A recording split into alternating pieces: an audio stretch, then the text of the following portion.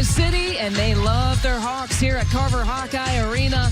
Plenty to be excited about with this one. Two of the best in the conference going at it. A couple of ranked teams, too. 23rd ranked Spartans against the 16th ranked Iowa Hawkeyes. This is what your standings look at with games going on here today. This will be third place versus fourth place. Michigan State has played one fewer game than the rest of the Big Ten, which will be made up later. But remember, that top line signifies the top four seeds and the double bye for the Big Ten tournament. Lisa Byington with you. And here are your starting lineups for both of these teams. As of note, for the Iowa Hawkeyes, no Mackenzie Meyer. She will be out with a knee issue. Is dressed in street clothes. That means Alexis Civilian will get her 10th start this year. And Michigan State, you see their starters here. All of them average in double figures. It's one thing that Susie Merchant has liked, the versatility of this offense. And speaking of offense between these two teams, you're going to see a lot of them. How about this? The Big Ten leaders first and second in terms of points per game, and they like to share the basketball. So it should be fun here from Carver Hawkeye Arena.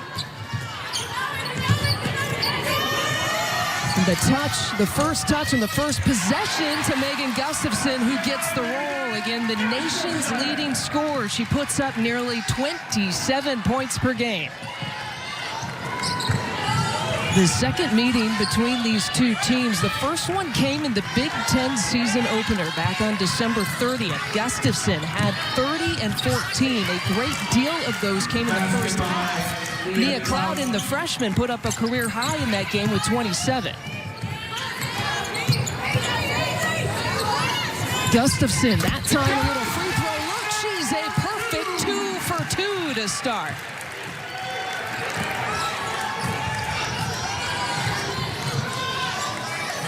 Pulling her outside and dangerous on the inside. Colley, who is so big down the stretch. In a game against Purdue on Sunday, can't get her first shot to fall.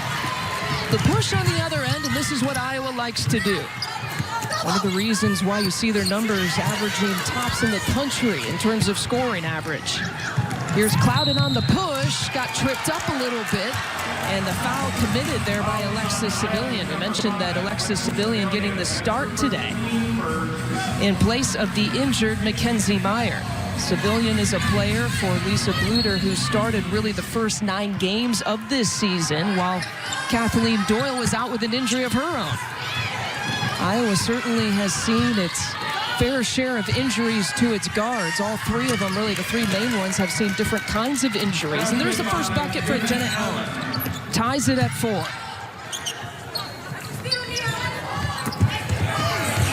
Gustafson again.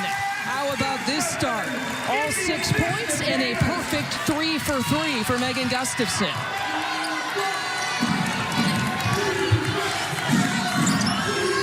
Jenna Allen will fire. So this is a battle tonight between two seniors, two centers, who are playing some of their best basketball, between Megan Gustafson and Jenna Allen. Lisa Bluder, in the pregame chat with me, said that she knows that her team is ready to try to even the score here tonight. But they remember that December 30th loss by 14 to Michigan State. More importantly, talked about the tiebreaker that this game could mean. Showed you the standings at the beginning with Michigan State and Iowa both trying to battle for a top 4 seed coming up in March for the Big Ten tournament. Well, we got an offensive foul call away from the basketball. That is the first on Jenna Allen. So again, that is the matchup to watch. Jenna Allen up against Megan Gustafson. So far, they have started guarding each other on both ends.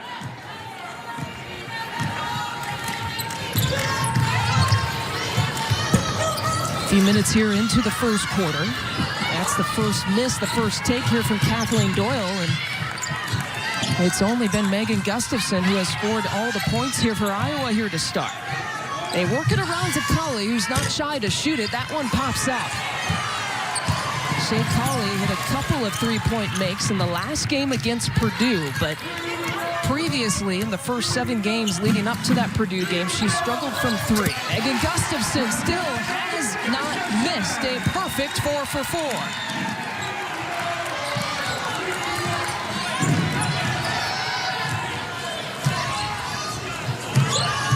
Cooks will size it up and connects. Sydney Cooks hitting her first shot for 3. That's her 18th three-point make of the season. And Doyle taking it into the lane. Body, bucket, and one.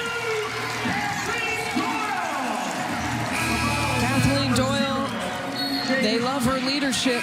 They love her moxie, and they love the way that she is fearless into the lane and challenging Shea Colley on that take. And now suddenly someone not named Megan Gustafson has a bucket for Iowa. The second name out of Susie Merchant's lips, talking to her at shoot-around today, other than Megan Gustafson, who concerns you? Immediately said Kathleen Doyle. And her ability to make things happen on both ends of the floor, offensively and defensively. There's the takeaway from Hannah Stewart.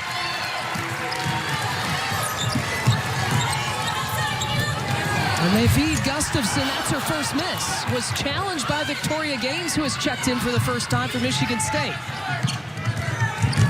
McCutcheon. And the floater falls for Nia Clouden.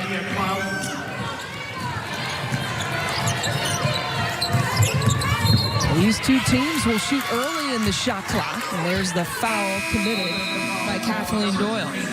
Susie Merchant spoke about in the pregame about how she feels like the road woes, that monkey is off their back. Really felt like 2 games ago against Michigan. Kind of opened the door and kind of cured the woes, as I had said, and the ailing woes that they have had on the road. Needed to defend better, needed to rebound better, and frankly, she said we needed to just make shots, as silly as that sounds.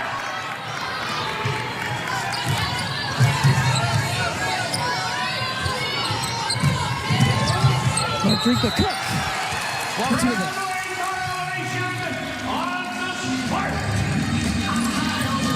Third turnover of the game for Michigan State.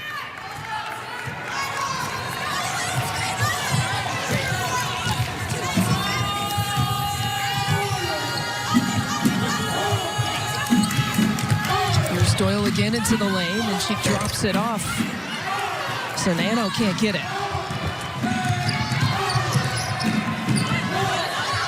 They find Cooks in the corner. She hit one from the wing earlier. And we got a push off and a foul. And Hannah Stewart, that is her first. Hannah Stewart, what a year she has had as a senior. What a senior class this is for Iowa. You factor in Megan Gustafson and Hannah Stewart, Tania Davis. Hannah Stewart, if you followed this Iowa story this year, she's a first-time starter and the first time that she's averaging in double figures this year. This time they feed Cooks on the block. Second opportunity for Michigan State, and Gaines walked with it.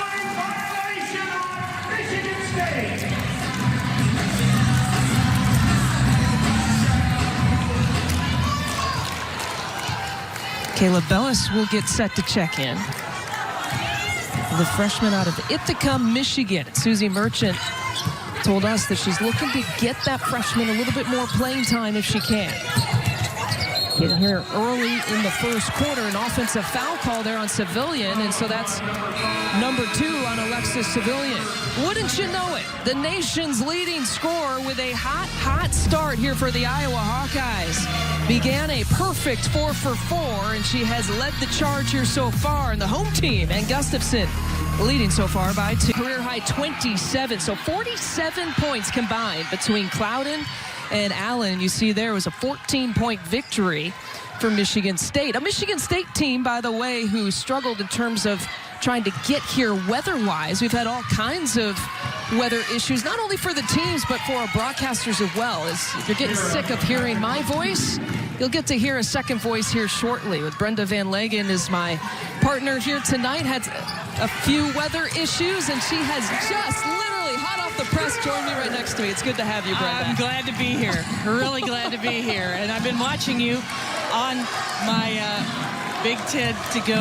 The BTN to go. BTN to go app, yes. Not only are you you're giving us a free ad there you go. for our BTN to go app. Well, I had to keep up with you, so I knew what was going on. And Iowa's having the same sort of start in this game that they did at Michigan State earlier this year. That's right. They got off to really a 12-2 start, a 10-point advantage.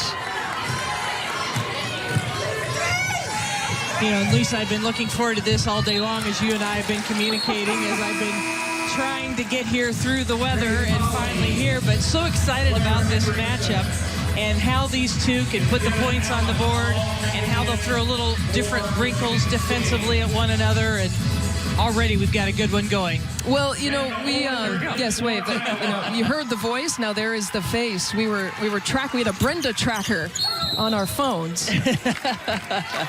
And a credit, too, to Chris, your driver, who I thought you might get here in the second quarter, but you made it in the first intermission. He was very good. He got me here in a hurry, and that allowed me to be able to watch you and see what was transpiring in this game. On the BTN to go app, if we haven't mentioned that yet. Yeah, exactly.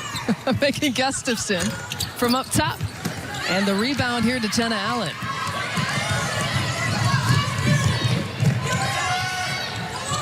Back to McCutcheon, who lets it fly. And Tara McCutcheon, nearly 70% of her shots come from three-point territory.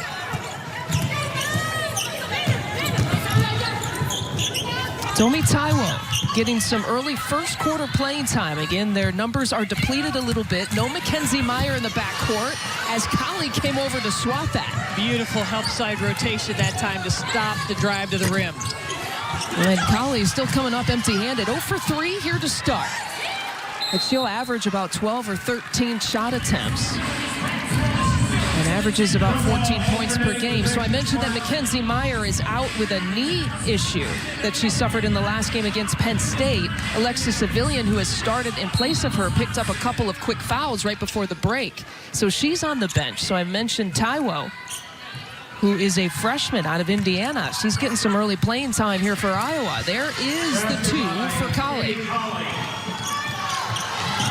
You know, and she had that injury in non-conference play, and the Iowa game was the first game that she came back, only scored 3 in that game. Did you already mention that? I didn't. Okay. So after that three-point effort against Iowa, she had a big game, and she's played well in Big Ten play.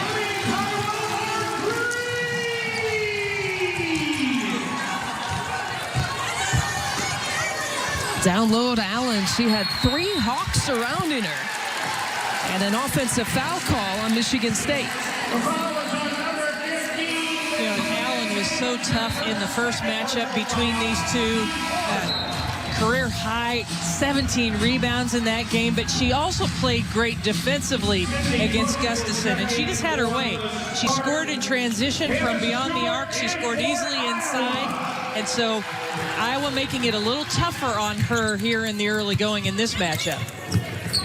Ooh, turning over. How about that? And 1 for Megan Gustafson. And that's what Jenna Allen didn't allow Gustafson to do in the second half when they played each other in East Lansing. She really bodied up and was physical.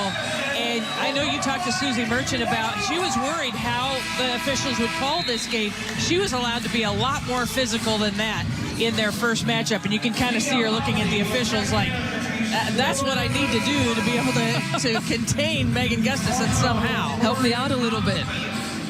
Well, Jenna Allen will have to check out now. She picked up her second personal. And Tori Osman has checked in for the first time from Michigan State. And that's significant for the Spartans. Tori Osman has been out with a stress fracture in her right foot. She's missed 8 games, hasn't played. Her last game was December 20th. You got to go all the way back to before December. Yeah, hasn't had a taste of Big Ten play yet. Cooks, a distant shooter. You think that she might not be looking at her height, 6'4", but she is. Well, double figures 6 of the last games for Cooks. And she is versatile, and she can find a lot of ways to play. Coming off that great game against Purdue this last game. 20 points against Purdue. Really the second time that she's done that this year. Another turnover. Taiwo will slow it up, and there's Osment trying to make things difficult. Nearly had the pick. It'll be a jump ball now in Iowa.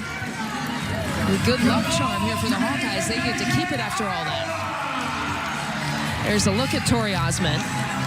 The freshman out of Georgia, they're so excited about the potential that she can have. They're really excited, frankly, about this freshman class when you factor in Nia Clouden, Tori Osment, and then Kayla Bellis. Big winners. You know, when you look at Osment's high school career, she was a part of 3 state championships, and she's already brought that winning mentality. There's a floater. It could be another big night here for Megan Gustafson. Over that right shoulder, in rhythm, nobody there to body up and really stop her and make it difficult. Osment's first attempt won't fall. Looked pretty good, though, on that shot. Was cleared to play. She could have played in that Purdue game. But with it being so back and forth, I don't think Michigan State wanted to introduce her after almost a month and a half off. There's the bucket for Hannah Stewart. Those two work so well together. You know, not only is Gustafson #1 in the conference and so good nationwide with her percentage, but Hannah Stewart's #4 in the conference in field goal percentage and can stretch the defense. Stewart has had career highs in 2 of the last 3 games. Point total against Purdue, she put up 21, and then she had a career high rebounds. You know, if you're going to play off and sort of sag and make it difficult to pass to Megan Gustafson, she has the ability to pull the trigger from that 16 to 18 feet range. Cooks bodying up against Gustafson. Another rebound to Stewart. Mentioned she had a career high in rebounds. Got 14 in the last game against Penn State.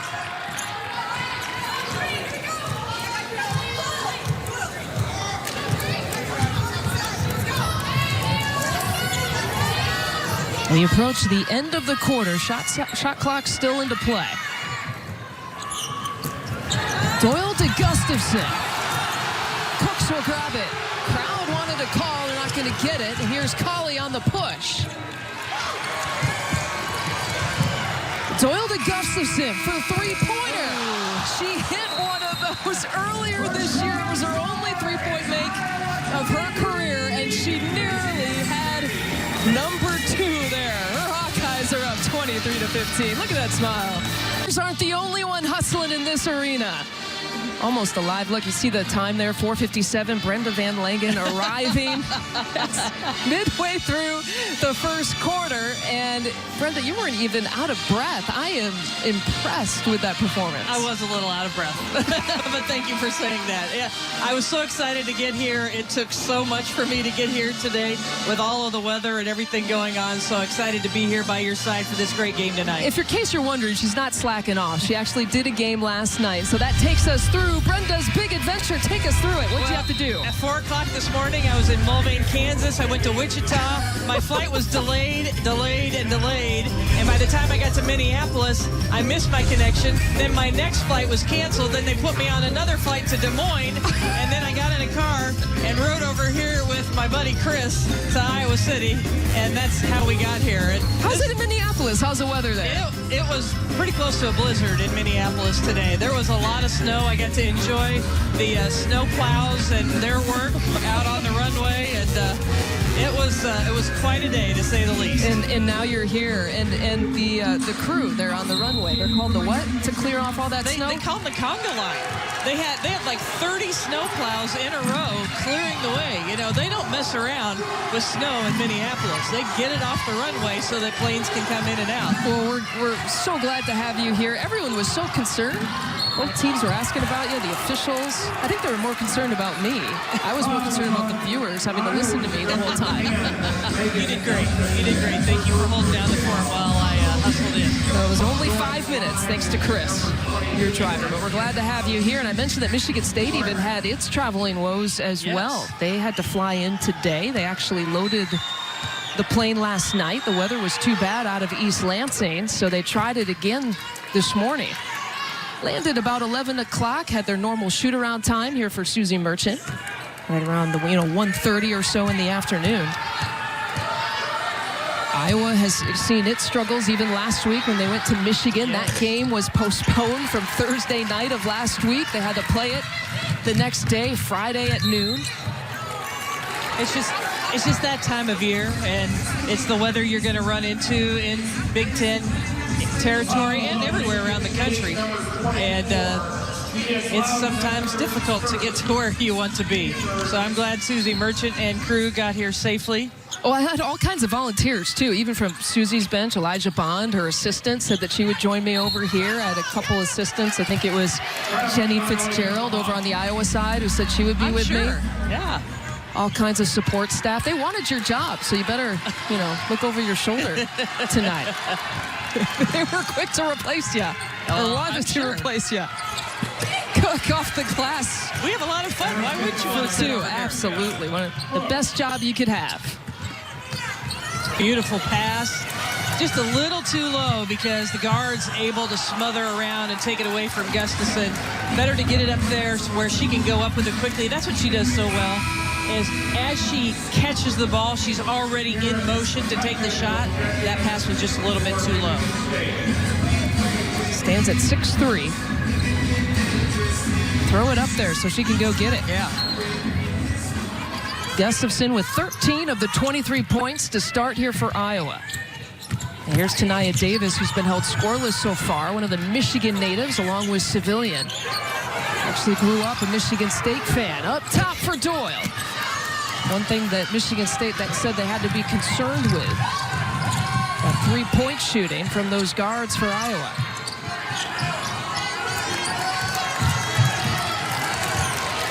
And as you go back and look at the last matchup in East Lansing that Michigan State won, Iowa tried some different things defensively, some 1-2-2 matchup zone, and that's one way that it was broken down, especially by Clouden. Did a terrific job with the dribble penetration, also scoring in transition. Iowa has to keep that dribble penetration out of the paint.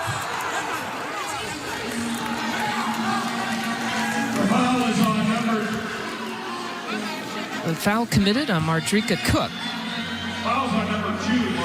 for Michigan State. I don't know about you, but every time I see Tania Davis go down, I kind of hold my breath. Oh, gosh, yes. Had to go through a couple of ACLs. And Gustafson showing all of her repertoire tonight. Yeah. Right? She scored in all kinds of different ways. Secondary moves there and not being predictable, finding different ways to score. Probably not afraid to take it inside the lane. She's got 4 points now. Well, she's been good on this 3-game win streak. The Spartans are on 16 points a game in that stretch, and also over 5 assists a game. So sharing the wealth and scoring, but all you got to do is look to Megan Gustafson if you want scoring. Wow. The kind of angles that she connects.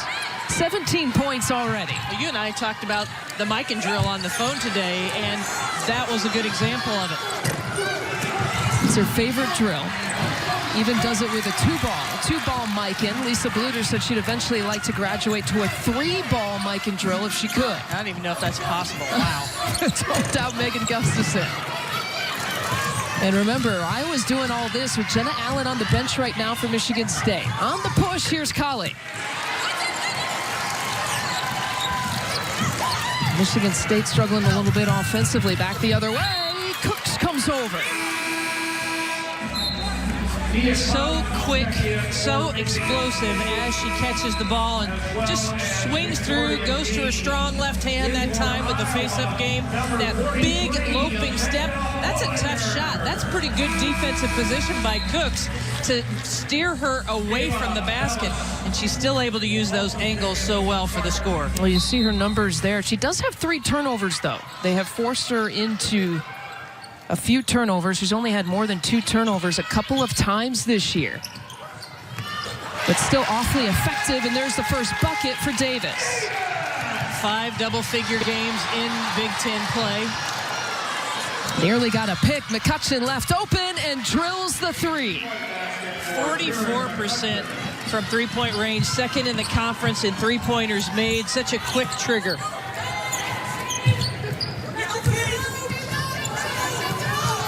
Up there in steals per game.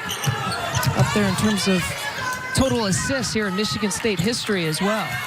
Done everything that, and a little bit more, that you would ask a point guard to do. High-low look. Gustafson again. Boy. Right over Gaines, who has good length, but elevated up to get that one. Nice high reach on her shot. Just makes it look easy. I mean, 19 points, 9 of 12 shooting. Those are game-type numbers, not first-half numbers. And that's what she did against Michigan State the last matchup. She had most of her points in the first half. They just weren't able to adjust. Now with Jenna Allen in foul trouble, they're throwing Gaines at her, they're throwing Cooks at her, and just having a hard time slowing her down. And look at the look on Gustafson's face. Her eyes were like, give me the ball. I'm in a zone. And she was pointing to where she wanted the pass and directing traffic. Cooks on the transition three. Michigan State trying to keep it alive. Will be another foul. And the Spartans getting in a little bit of foul trouble here. That's another foul on Gaines. Michigan State has been so much better at home all year, especially during conference play. They finally got their first win on the road at Michigan, but they just haven't shot as well on the road as they do at home. Well, they haven't, except, right, as you mentioned, against Michigan. Well, the Gaines will now take a seat. She's got 3 personal fouls. Jenna Allen has 2. And so now a little bit of a smaller lineup. Nia Holly has checked in. Sydney Cooks now stays in.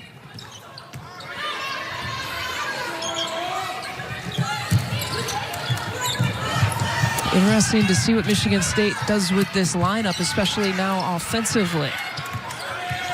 And Gustafson now out of the game here for Iowa with 4 seconds to shoot. Doyle lets it fly.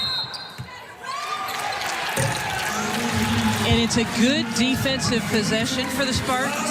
And then they don't finish it with the block out and go and get the rebound. They commit the foul instead. I think they did a nice job as Iowa's trying to find who to go to without Gustafson in the game. But you got to block out.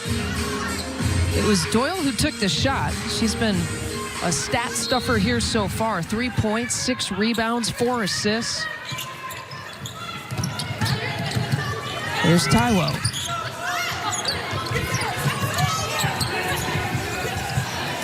Sanano with a nice move. I think she might have learned that from Megan Gustafson. I was going to say that. What's a little Gustafson like? Well, when you go against her every day in practice, you learn those moves. Clouden pushes it out into the corner for Colley, who hits the 3. Such a good three-point shooting team, and that was good ball movement to set up that shot. Sanano, an and one. Already has exceeded her season average with just those 2 trips down the court. Iowa's making a charge so tough here at home. A perfect 11-0 and looking to get a little revenge on the Spartans in meeting number 2.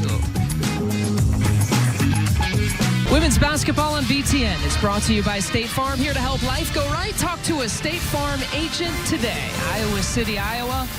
A doubleheader here on BTN, and the Hawkeyes leading 35-28. Just about 4.5 left to play before the half. We'll hear from Elise and Vera for the second time. It was a close one in our first game, by the way. Michigan defeating Nebraska. And Naz Hillman with another big game off the bench. Nearly a 20-point game for the Wolverines. But again, this is a battle between 3rd place and 4th place in the conference. Michigan State coming in with a 6-4 record. And Iowa at 8-3 in conference play. You see the foul trouble there. Got to wonder if we will see those players here before the half is done. What do you think? It depends on how much of a lead Iowa stretches out to. If Michigan State can stay within 10, stay within striking distance, I think Gaines and as well as Jenna Allen will probably stay on the bench. But if it starts stretching out to more than 10, I think they've got to look at the possibility of bringing Allen back in. That's the second now on Nia Clouden. Now they've got their front court in foul trouble. They don't need their perimeter in foul trouble as well. And Tania Davis to the free throw line. Mentioned that she's a Michigan native. Her dad, Roy Davis, is here in person watching the game. A shout out she wanted us to give to mom, stepdad, and brother who are home watching her. She grew up a Michigan State fan with the Spartans because of several reasons, got in on her recruiting late. And Tania Davis had already taken her visit to Iowa, kind of felt like this was home, and so she decided to make her decision to play basketball out of state. You know, and you just wonder what she could have done with her career here had she not had so many injuries to deal with. Such a spark plug, such a leader, does so many great things. Great to see what she's able to do in this season. A couple of ACL tears, but now she's back. Says that she is more than grateful every time now that she steps out on the court. Cook with that drive had a really good game the first time these two played. Hannah Stewart for two. That time it was Gustafson to Stewart. They have a special relationship, those two. Really good chemistry. Not only are they both seniors, they love playing with each other. And they love to help each other be successful. Working the ball together, the high-low pass. Megan knows that she's the recipient of so many of those passes, and she does an excellent job here. That's a nice quick pass from that high post position. Look how she keeps the ball up and puts it only where Stewart can get it to score. And I got to say this, too, because I know Elise Menaker is listening and watching. There's a foul on McCutcheon, who collided there with Kathleen Doyle. Hannah Stewart's got to make sure she's okay. And that's the first on McCutcheon. But as I was going to say, with Elise listening, I know she is. She did a talk back with Megan Gustafson, who told her that Hannah Stewart has to braid her hair in every pregame, and they've done it since their freshman year. It's one of their routines. You can't really see it from that angle, but it's kind of like a half French braid is what Hannah Stewart called it today. Yeah, we've talked to them about that over the years and that connection between those two. You know, and Hannah has come off the bench her entire career, and to see her flourishing in this, her senior year, after putting in her time, it's really cool to see that kind of development in players when they take their time and they build their skills and they develop, and then they have the reward in their senior season. Another solid drive there from Cook. 14 points the last time these two met, and that's how she was getting those baskets, the drives, the direct line drives to the rim. Susie Merchant likes her blue collar play, does a little bit of some of the little things that don't show up on the stat sheet. Into the corner, Olinger can't get it. And off of Stewart last. Let's go back and see Mardrika Cook take that baseline. Well, she takes a look at the baseline and knows that she can get around that first line defender in Olinger, and no help rotation because Gustafson sucked up the lane. She's defending the post game, and that's a good recognition play by Cook to take the baseline. Only missed the one shot, 8 points off the bench. They need some production, especially again with Jenna Allen and Victoria Gaines here on the bench for the Spartans. They got a foul there on Michigan State. Fouls on number 2. And it's the second on Cook. Jenna Allen just kind of patiently waiting out this time here in the first half. Michigan State definitely has picked up more fouls in this game, and part of that is just trying to make something happen, trying to be aggressive. They're not shooting the ball as well, and so to try to mix it up a little bit, they've been a little over aggressive on some of the fouls. Yeah, to their point, because it's another bucket for Olinger, who, by the way, Iowa is not struggling shooting the basketball. Michigan State, 3 of 11 from 3. By the way, they lead the conference in three-point shooting percentage. That has not been the case here today, so McCutcheon will take it in for a nice little reverse. That was pretty.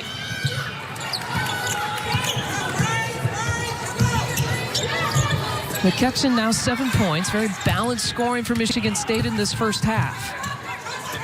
Under 2 minutes to play. It's Cooks up against Gustafson. The block was there and right into the hands of Olinger. That's been the kind of half Iowa has had. Well, Bellis comes over to get a hand on it, but because she double-teamed, that left somebody open for the rebound. Here's the 9th turnover for Michigan State. Leads to a possible transition.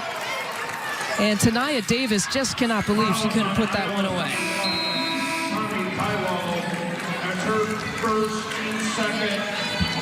Taiwo is whistled for the personal for Iowa. Check in for Iowa.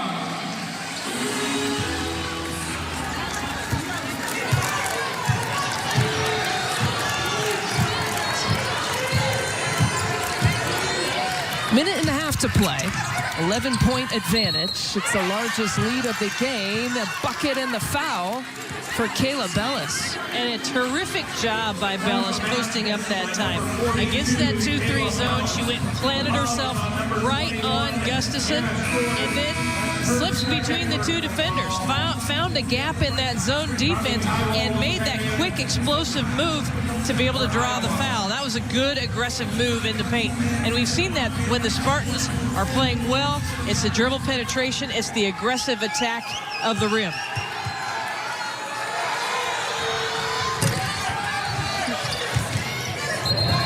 And a tie up there.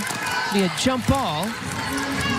It'll go Iowa's way. And the Hawkeyes playing this whole first half, again, without Mackenzie Meyer in street clothes. Listed as about day-to-day. She's got a knee injury. But she's a three-point shooting threat. Been consistent from three. Well, really, and this is her best three-point shooting year this year. And she's coming off that great game against Penn State. She had 18 points in the win at Penn State. 18 points, 3 of 5 shooting from three. Actually played 27 minutes in that game. The injury happened towards the end of the game, but you know what? Kathleen Doyle has her back. Nice square up, ready to pull the trigger. I know that she would like to be shooting three-point at a higher percentage, but that's where she's successful as she squares up and was ready for the shot. Bellis will now go back to the line.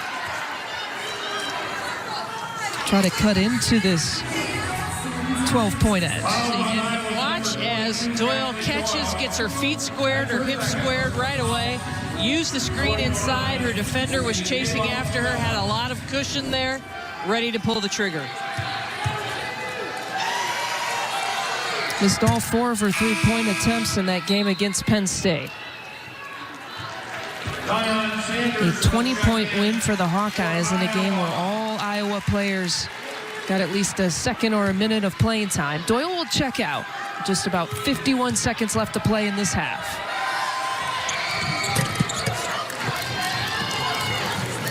And Bellis makes good on the second free throw. Gaines has played 6 minutes. Allen just 5 minutes in this first half.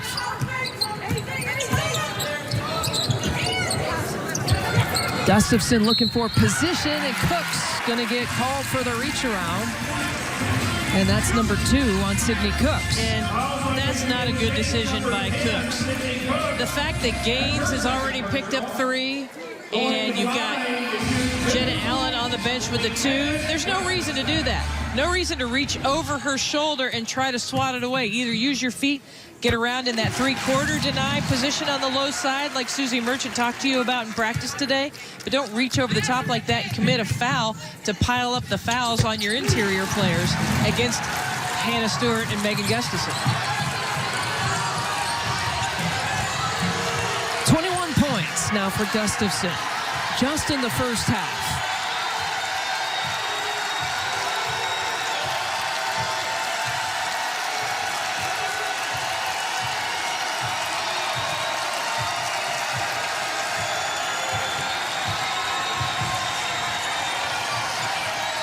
Cooks with the turnaround, short. Second opportunity, Bellis can't get it. A rebound for Olinger. As the clock is winding down, it'll be no good. But a 50-point first half for the Iowa Hawkeyes. And a 21-point performance for Megan Gustafson. The Hawks shooting about 56% And Michigan State getting in foul trouble and trailing now by double figures at halftime. When we come back to Chicago, Elise and Vera will take you through it. 50-38 is your halftime score. Iowa and Michigan State. With the road warrior, Brenda Van Lanken. I'm Lisa Byington. And when you were watching this first half, you had your eye on the significance of the points in the paint matchup between these two teams. Well, because Iowa was able to get it from Gustafson and Hannah Stewart, but because of the foul trouble to the bigs for Michigan State, their points in the paint were generated by their guard play, putting the ball on the floor. And I think Iowa's had a hard time defending the dribble penetration. And the fact that Colley able to get inside and others, as well as McCutcheon, a terrific job of driving in and getting around the back line of that zone defense.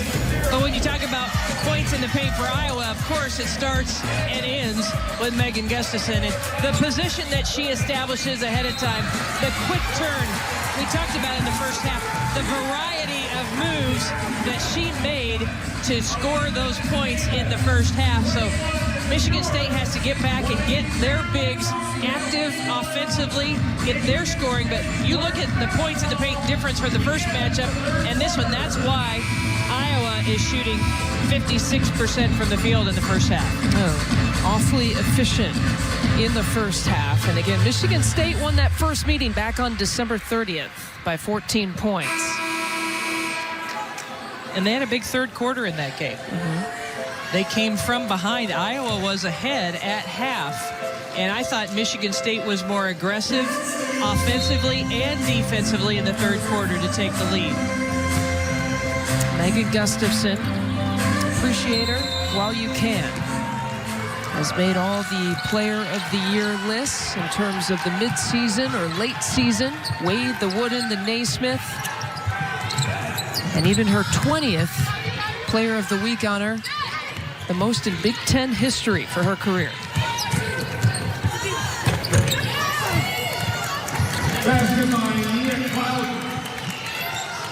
And Clouden gets the first bucket for Michigan State. And again, the drive into the paint by the guards.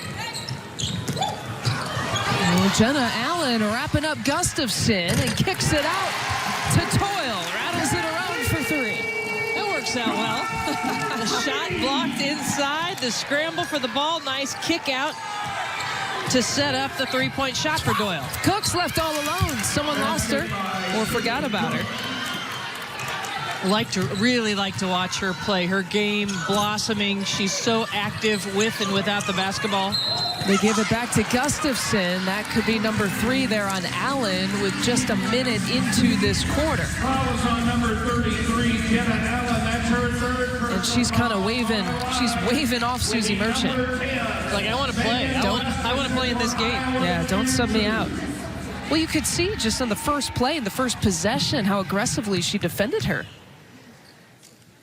And as we harken back to what happened in the first matchup, the aggressiveness came from everybody on the court. But I thought in that game, Jenna Allen was extremely physical with Gustafson, not in a way that she was committing fouls. I just thought she got up on her shoulder extremely well and didn't let her turn and have movement in the paint.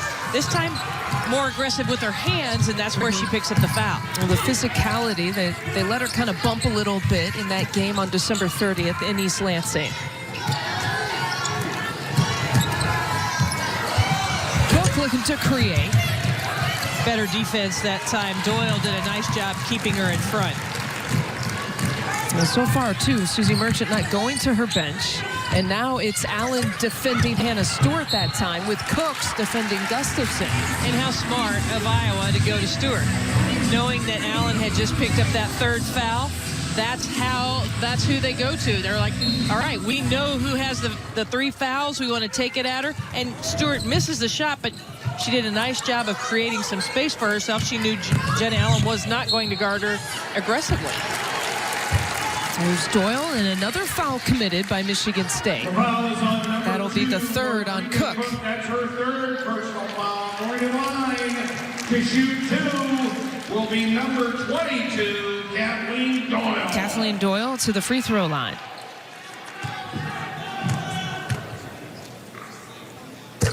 Makes good there on the first. Later tonight, the Big Show recaps everything happening in the conference, highlights, post-game interviews, in-depth expert analysis. The Big Show presented by CDW tonight at 11:30 Eastern right here on BTN.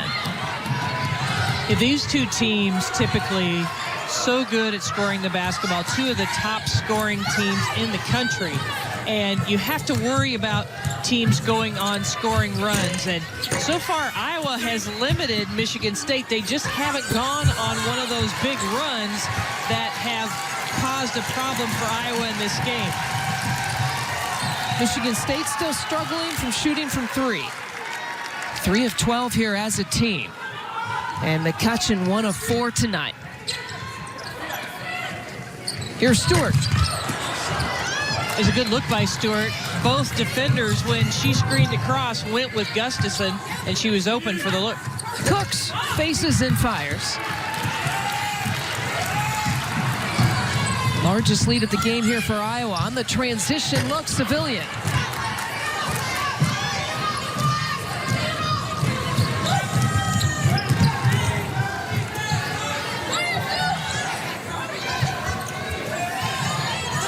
All 3 of those players from Michigan State can shoot it.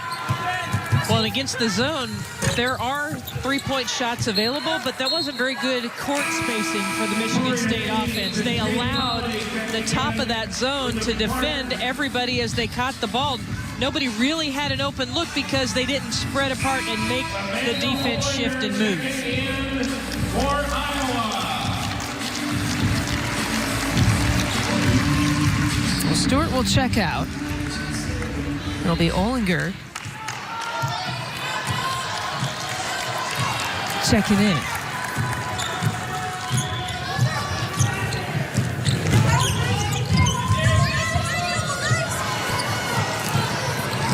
Here is Colley. Nice defense by Gaines to strip Gustafson. And McCutcheon drills it. Taryn McCutcheon, her second three-point make. And that's where Michigan State can hurt you in a hurry. They're such a good three-point shooting team, and typically in transition.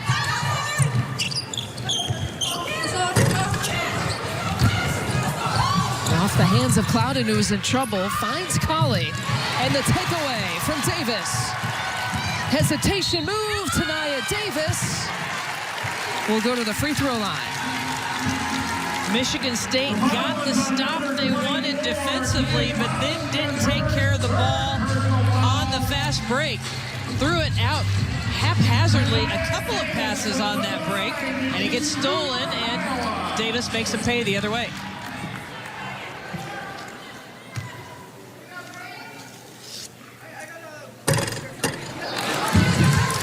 Foul trouble has become one of the major headline stories here for this game. And you see Gaines with 3, Allen with 3, Cook with 3, Clouden with 3. 4 of the players who get major playing time for Michigan State. Yeah, the wins that Michigan State has had this year, the fact that they've knocked off 4 top 25 teams at home for the first time since 2004, 2005, it's concerning that they don't play better on the road. And yes, they did get that last win at Michigan, but this is an opportunity to build some momentum because, you know, possibly they may host first and second rounds in the NCAA tournament, but they may have to go on the road. You need to be as effective on the road as you are at home. I think Susie Merchant, she was quick to try to shrug that off. I think she's gotten tired of hearing about how poorly her team has performed on the road. And I think she was hoping that the Michigan game had cured all those ailments.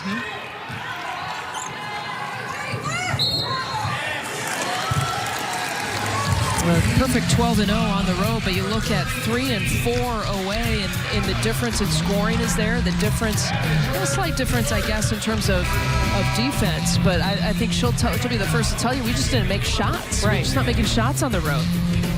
And so much of that comes in transition. When I've evaluated Michigan State in where they're most effective, it's when they play at an aggressive pace, when they score in transition, when they attack the paint. And some of that comes off the defense, and you have to get stops on the road and not allow the home team to have a shooting night like Iowa is. So Jenna Allen just picked up her 4th. She's on the bench. Now Victoria Gaines has picked up her 4th. Number 15, Victoria Gaines, that's her 4th personal foul. So boy, oh boy.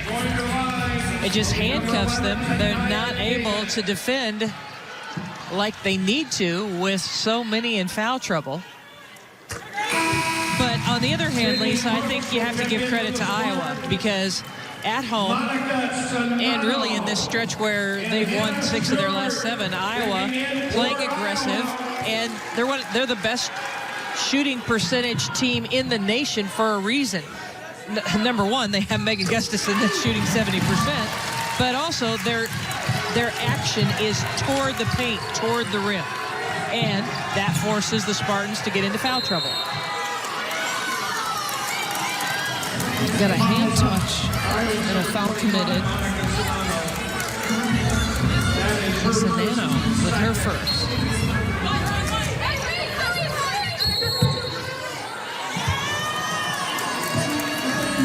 Foul is on Iowa's number 21, Anna Stewart. That's her And second. that'll be a foul on Stewart. That is her 3rd. So we're having a tough time just inbounding the ball here and keeping it in play. Bellis can't get it. And just one look and one shot attempt for Michigan State.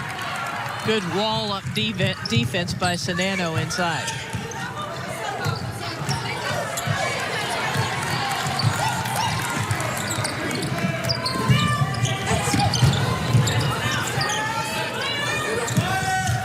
Tyro from the wing. Now 5 to shoot. Here's Tania Davis from up top. Pump fake, lets it fly from 3.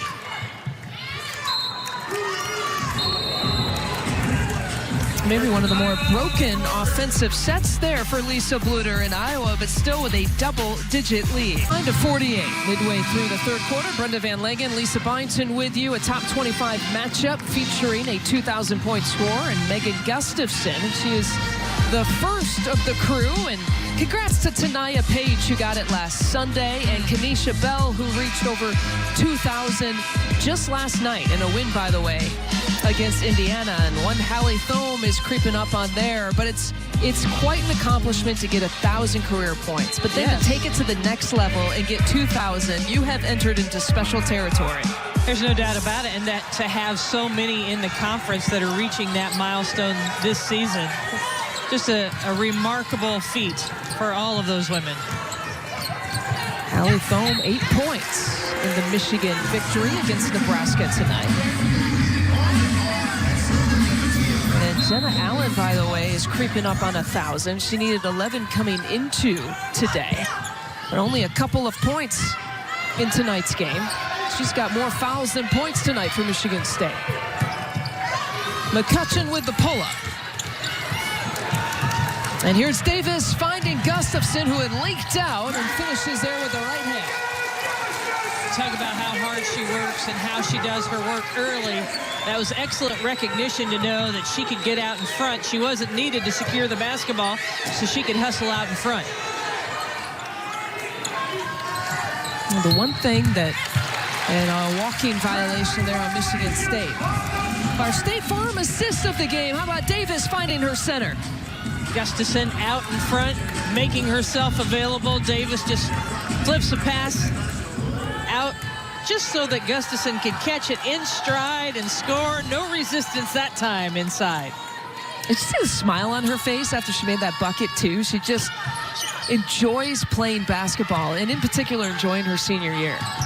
And when you put up 27 points in a place like that, she's right out of her average, by the way. Why isn't that not fun? She makes it look easy and fun, and a lot of hard work goes into making it look that way. Jump ball, Iowa basketball.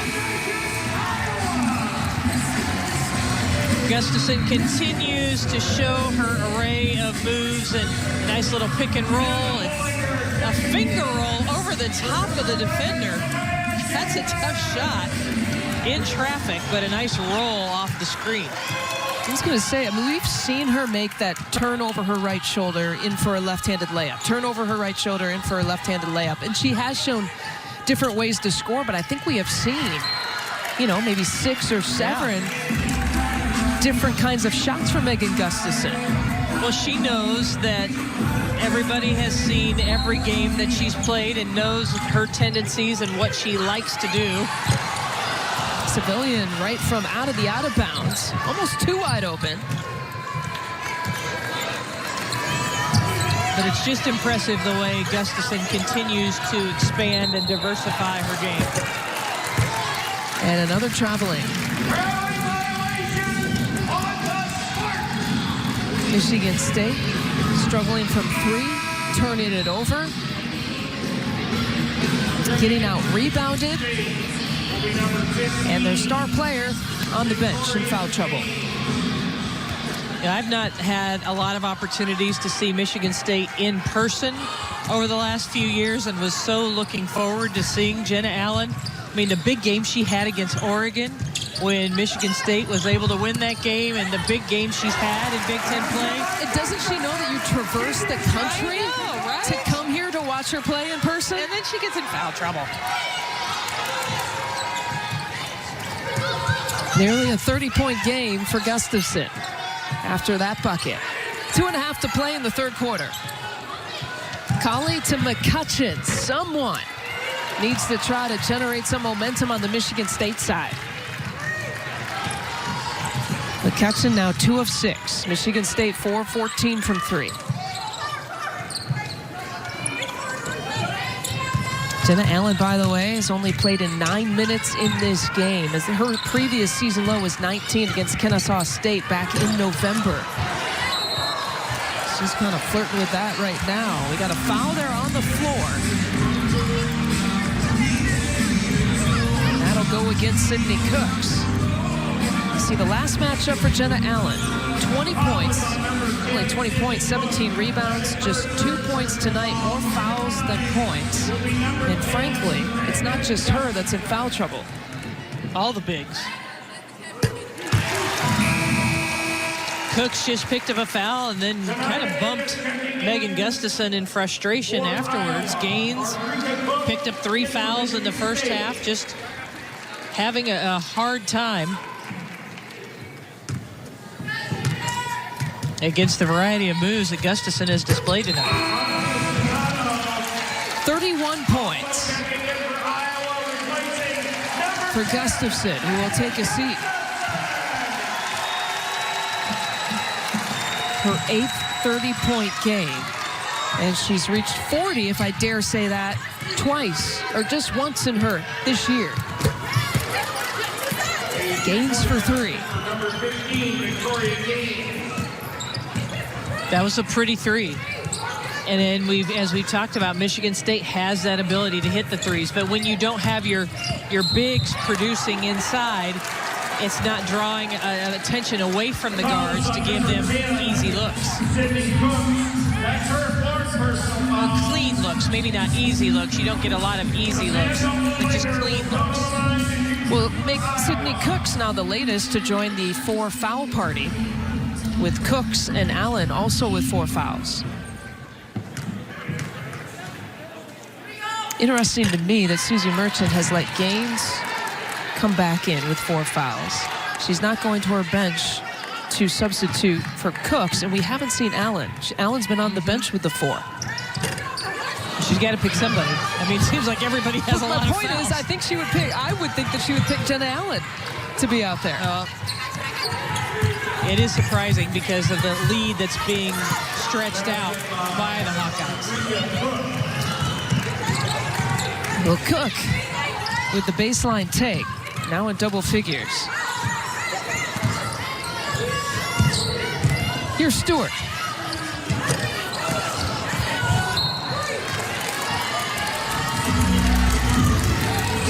And Iowa playing without Megan Gustafson really for the last 2 minutes of this quarter. Doyle will check in, Civilian will check out.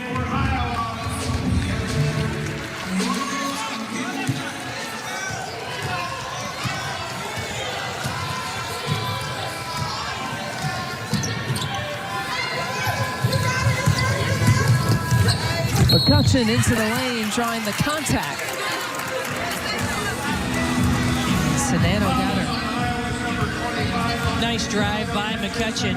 I thought Kathleen Doyle did an excellent job defending her initially. There was a little screener action to set up McCutcheon for the three-point shot.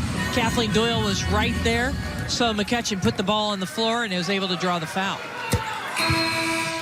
Monday on BTN. Shea Colley, Taryn McCutcheon, the Spartans are back on the floor in East Lansing for a key matchup when Jalen Penn and the Hoosiers. Big Ten women's basketball Monday at 7 Eastern here on BTN and, of course, on the Fox Sports app, which you're familiar with now after today. Well, I've been familiar with it, but I was able to watch the first quarter as I was zooming up to the arena today. Only the first part of the first quarter. That's right. Because we made good time. And it wasn't just a whirlwind trip. And just to be clear, I was not driving and watching the BTN to go app at the same time. I was in the back seat. Right. We had MVP Chris to do the driving for you. That's right. Gustafson is checked back in, and they tie her up immediately. A jump ball. Michigan State's way. Yeah, Gaines got there quickly and got a hand on it.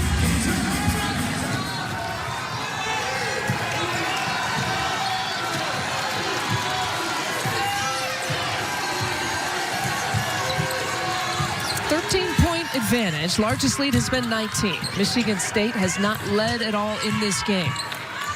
Megan Gustafson started things out. A perfect 4 for 4 for Iowa. Here's Cook taking it in, looking for anything. Gustafson coming over for the block.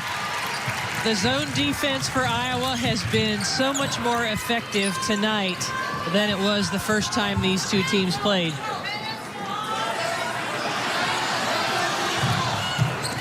We'll hold for one final shot. Doyle spinning back.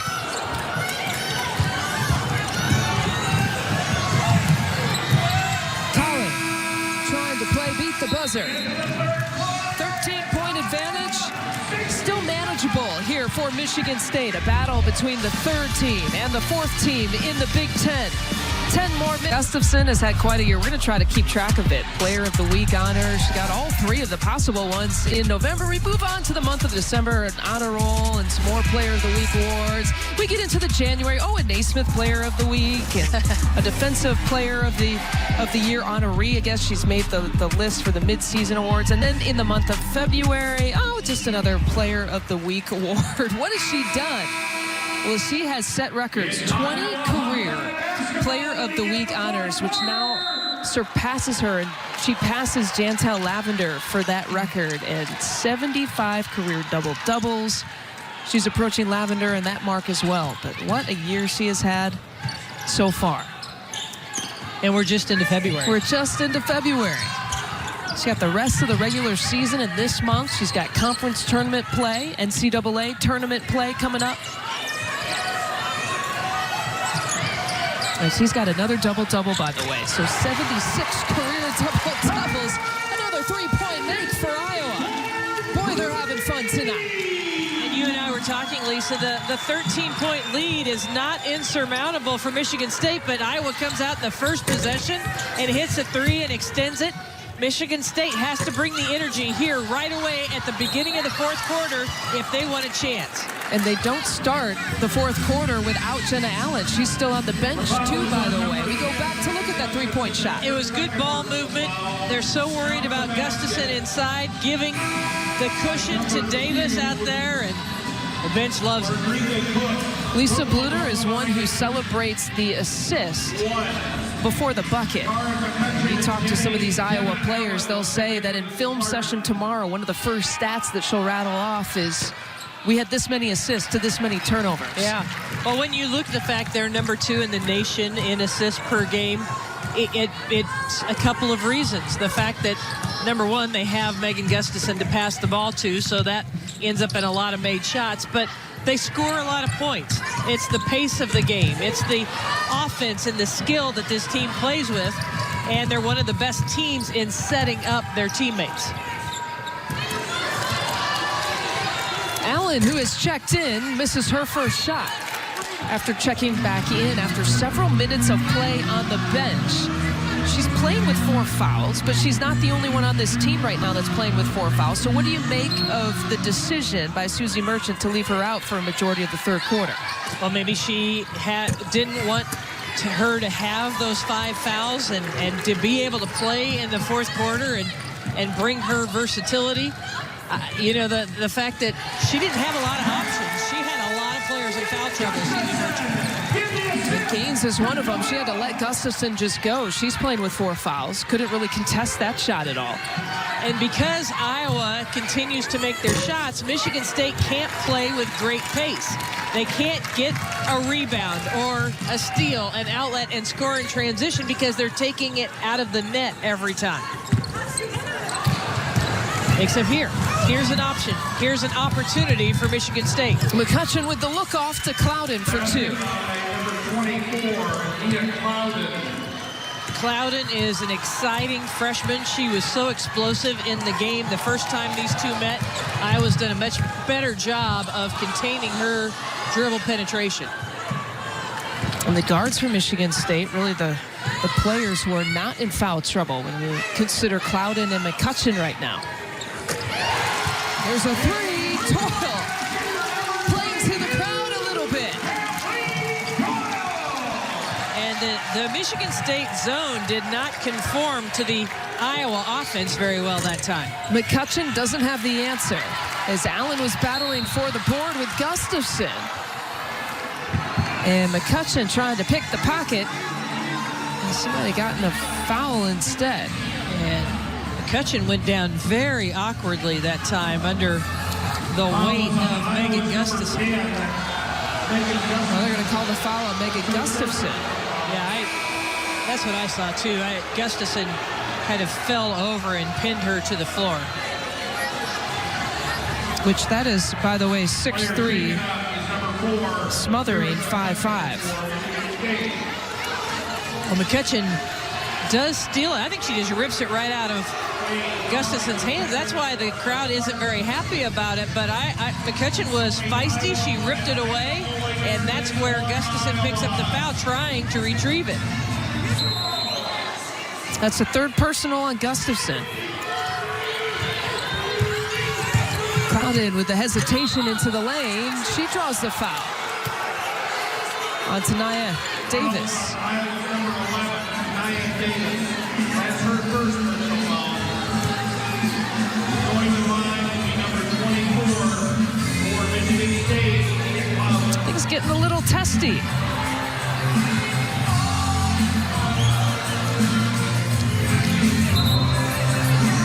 We mentioned Clouden tonight. She's got 12 points. Last time they played Iowa, she had that career-high 27.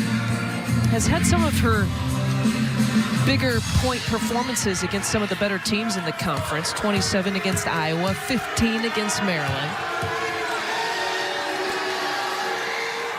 At times this year, even in conference play, has shown poise and presence, even just as a freshman point guard. Yeah, her point production is down over the last 3 games in their win streak, but her assists are way up, and that speaks to what you just said, that poise, distributing the basketball, almost 6 assists per game over the last 3. Again, a little bit of pressure coming from Michigan State. And we got a bump foul there on Colley. The foul was on number 0, Shea Colley. That's her second. And again, following the foul situation, it is Gaines and Allen and Cooks. One more foul and they're disqualified. All 3 of those players, 2 of them in right now, playing with 4 fouls. And you've got Cook and Clouden now with 3 fouls.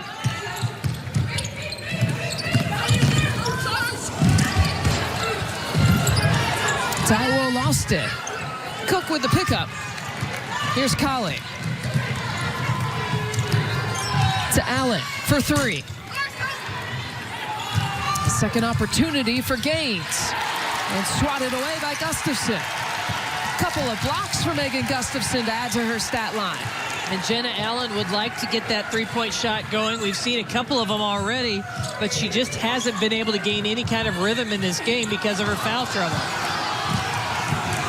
Crowd wanted that to be the 5th foul on Allen. Colley.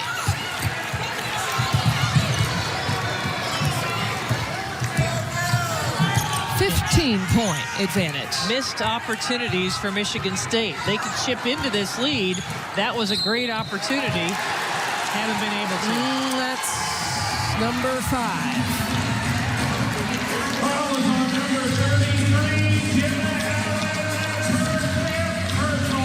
Just not Jenna Allen's day.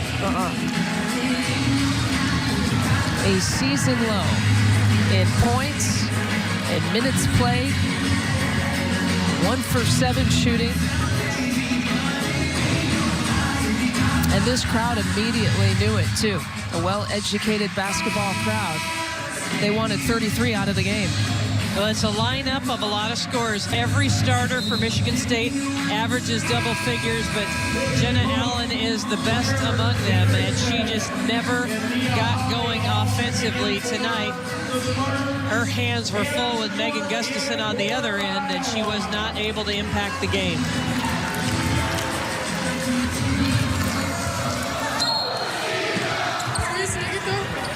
Iowa has tried to give them an open window, though.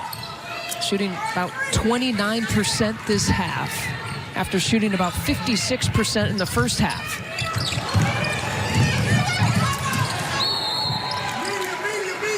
And Lisa Bluder forced to call the timeout. 75-60. Still with 6 minutes to play. 25 matchup is a 15-point advantage here for Iowa. The second meeting between these two teams could serve important tie-breaking scenarios here when we come down the stretch. You see Iowa and Michigan State. Of course, the Spartans have played one fewer game, really, than the rest of the Big Ten. They had to postpone their game against Penn State, and they will make that up. But weather-related issues had to push that one back. Michigan State coming into this game, they were thinking, well, if we could beat Iowa, and we're tied with Iowa in terms of the loss column in the standings. And again, that top yellow line, you got to get that double bye to make the Big Ten tournament. Kathleen Doyle out of the timeout. They went right to her, and she connects on the 3. They've been able to get that boost. Iowa isn't really shooting that well here in the second half, but they've been able to hit those big shots starting each of the quarters coming out of the media timeouts, and that's a good time to do it. Hendrickson into the game. Remember, Jenna Allen has fouled out for Michigan State. And 2 other players playing with 4 fouls for the Spartans. And a shot clock violation. This is, for me at least, reminiscent of Susie Merchant and their performance really against Ohio State on the road. They just did not perform well. Actually, Michigan State is scoring more tonight than they did in that game against Ohio State. Only put up 55 points in that game. Had all kinds of trouble. You got to wonder, though, at least in this game, the different storyline between that game and this game. As Gustafson gets another 2, the foul trouble, when you take your star players in and out and in and out and in and out, that affects the rhythm. Yeah, they really haven't been able to generate any rhythm offensively, and they haven't found a way to slow down Iowa either, especially Gustafson inside, picking up all those fouls. Step back 3 is good for Clouden. Clouden is going to be so much fun to watch during the course of her career. She has exploded on the scene, had some big games, brings a lot of skill, a lot of versatility. She's talked about even changing her diet, too. And a quick turnaround. That's part of Megan Gustafson's game, just her quick release. She gets the ball off as fast as any big that you're going to see inside, and it's so much attributed to how she practices, how she works to make sure that she is delivering and getting rid of the ball quickly every time. Well, Iowa to have a chance, Megan Gustafson to win a championship. We'll talk about what they have to do after the break, but right now it's 82-63. 82-63. Iowa dominating Michigan State. Brenda Van Langen and Lisa Byington with you. And the Hawkeyes hoping to get a little bit of help in terms of trying to get a regular season Big Ten title. This is what they have coming up next. They have to take a trip to Ohio State, who actually has also been playing fairly well at home. But circling that February 17th game against Maryland. Yeah. That'll be a big one. It's the only meeting between the Terps and the Hawkeyes. They don't have any other meetings up against Rutgers. And it's Rutgers and Maryland who are the two teams who sit above Iowa. So someone's got to get Rutgers again. Iowa really was the first team to knock off Rutgers on this very floor just a few weeks ago, but they have their chance to do it against Maryland, and they got to ask for help for the rest of the conference to try to get the Scarlet Knights. Well, they've got Maryland at home, so that's a positive. And they've been playing well on the road. When you look at the wins by Iowa, 6 of their last 7, 3 of them have been on the road, so they have been playing well away from Iowa City. One of the best conference records with this 8-3 start. They're a game right now behind Rutgers and Maryland. But you're right, to win a championship, you got to win on the road, and then you got to protect your home court. And they've done exactly that. They are just a few minutes away from improving to 12-0 on this very court. 4 regular season home games, really, tonight that are left for Lisa Bluder. And really, when you come down to the Iowa State game where Tania Davis had to hit kind of a last-second shot in that game, they've kind of dominated folks here on this floor. They feed off the crowd. The crowd feeds off their energy. They play well together. They move the ball, and they set up Megan Gustafson. I mean, it would be interesting to go back and see how many times she touches the ball in the first quarters of games, because she establishes the tone here at home. They go to her early and often, and that helps establish the tone here for their home court advantage. Well, since we're on the Brenda Van Langen travels, and you travel to different conferences across the country, when they ask about Megan Gustafson and they say, tell me about Megan Gustafson, what's the first thing out of your mouth? What do you tell them? I think it's her work ethic, her versatility, the fact that she is able to get the ball up so quickly, and she isn't 6'7", a dominating size post in her size, but she uses her size and angles to her advantage just like that. And she is 1 point off of a 40-point game. I mean, take it all in. She's doing things in her career, and especially in this year, that you just don't see. Yeah. And I know there's been talk in the local media, and Lisa Bluder actually had to address it immediately in her press conference this week, that we're not going to retire Megan Gustafson's number this year. It's certainly going to be in discussion, whether they retire the number 10 or whether they just retire the jersey. That'll be up for Iowa to decide. But I think there was some push with the kind of year that she's having. And now she's got a 40-point game. Make it 41 for Megan Gustafson. But this crowd loves her. This program loves her. If you're a basketball fan, you should just love what you're watching on the court.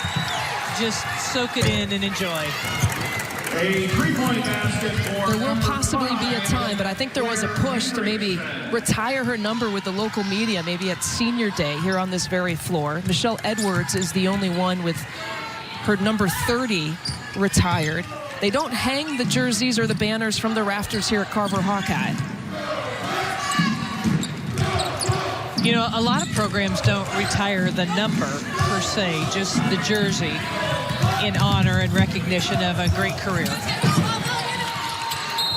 Well, not just a great career, a super career, absolutely. a memorable career, and one that we don't see from many players on the men's side or on the women's side. The greatness of Gustafson with her career. This is entering tonight now, the point total. First in program history. That's across the women's side and the men's side here in Iowa. Has the rebounding record. First in double-doubles. And, of course, we just talked about the Big Ten record for Player of the Week honors. Megan Gustafson taking a seat, and the crowd, again, one more time, appreciating her. Well, she came here as the all-time leading scorer in Wisconsin high school basketball history and made her splash on the scene as Big Ten all-freshman team member. But, you know, still wasn't the player that she is now. And I think young players can learn so much from her and be inspired by the way she has gone about improving her game every year, every day. And that's what's made her the player she is. You look at her and you're not going to say, boy, she's got great size or incredible athleticism, but she works harder than anybody you're going to meet. And she has created this career that everybody has the opportunity to enjoy. We talk about her with the mic and drill, and she will do that mic and drill. She'll be the first one on the floor in the pregame. But who would have thought in her freshman year, when she averaged about 10 points per game, 7 rebounds or so per game, that would accelerate to the kind of player that she was last year. Last year she had a good year. 26 points she averaged, almost 13 rebounds per game, and you're thinking, oh, that's a great year, but she's topping those numbers this year. It's just very rare to have a post player lead the nation in scoring. The number of points that she generates, the high percentage that she plays. She playing a little air guitar over there. She can do everything. She can do everything. Meanwhile, Michigan State's got to go back to the drawing board. Came in, and certainly this is a performance. They had to fly in today because of weather-related issues. You always got to wonder if shaking up the travel schedule, how that affects a team. But again, after performing really well on the road against Michigan, after performing really well, especially down the stretch against a Purdue team on Sunday, they just came out flat. Foul trouble again an issue. They couldn't shoot the 3 like they normally have this year. And they just did not look like themselves. A little string music playing for Tania Davis in Iowa.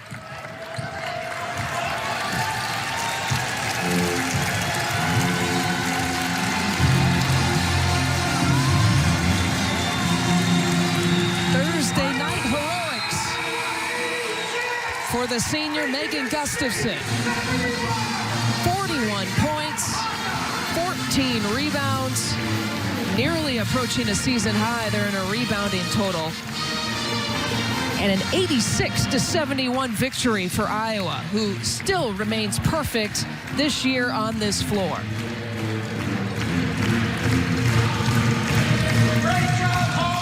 Michigan State team that just can never get it going.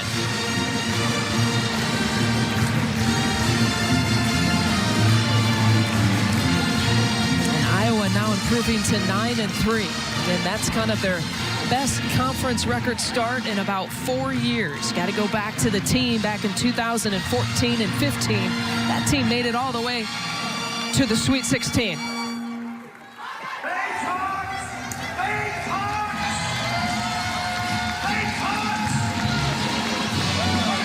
A top 25 matchup. And it was Iowa and a Megan Gustafson night that dominated this victory. We go back to it. She started this game. A perfect 4 for 4. She did a little bit of everything. Getting out in transition. Showed us her repertoire of shots. Down on the block, that's the move that we've seen time and time again from Megan Gustafson. She was approaching a season high. Didn't quite get there, but 41 points and again 14 rebounds in 34 minutes of play. It's her 76th career double-double, and now she's standing by with Brenda. Well, Megan, you were going and shaking the hands of all your adoring fans there. That was nice to see. 41 points tonight. I know it's not easy. You make it look so easy. How do you make it look so easy? You know, I think it just pays off in practice. You know, every single day we're getting ready for those double teams, those triple teams, you know, figuring out the different situations. And so, you know, I have to credit my guards tonight for getting me the ball and my posts, too. We did a great job of having that high-low tonight. You were able to get Michigan State in foul trouble. Every big that tried to defend you, what was the key to that? Yeah, I think just being aggressive no matter what is happening and really taking it at them and being strong with the ball is really important too. And so we were able to get like those 50-50 chances. And, you know, I love their hustle from everyone on the floor tonight. How have you been able to maintain such an intense advantage here on your home court this season? I think just the atmosphere, you know, I mean, we didn't have, you know, the crowd we usually have just because of the weather, but we did have a lot of fans despite that. And so we love the crowd. We love the atmosphere. And, you know, these are my last few games at Carver Hawkeye Arena. And, you know, I'm cherishing every single game. So you have You have 7 of the last 8 games that you have won. And as you look ahead to your schedule here in February, what are your expectations and goals? Yeah, I mean, I think, as a team, we'd love to get that Big Ten championship. I think, every team can say that, but I think we really have a good shot this year. The way we're playing, our defense is picking up at the great time, and so we're really excited to keep the season going and excited to see postseason too. All right, congratulations. Thank you. Thank you. Well, it's something to watch. Again, a 41-point performance for Megan Gustafson, and my thanks too to my partner Brenda Van Lagen, who traversed the country to get here to call this game with us. Coming up next, again, Campus Eats. Iowa has fun, folks. They're climbing up the Big Ten standings as we head towards the Big Ten tournament. Lots of exciting basketball to play. 86-71 is your final. We hope you enjoyed our doubleheader of women's basketball on BTN.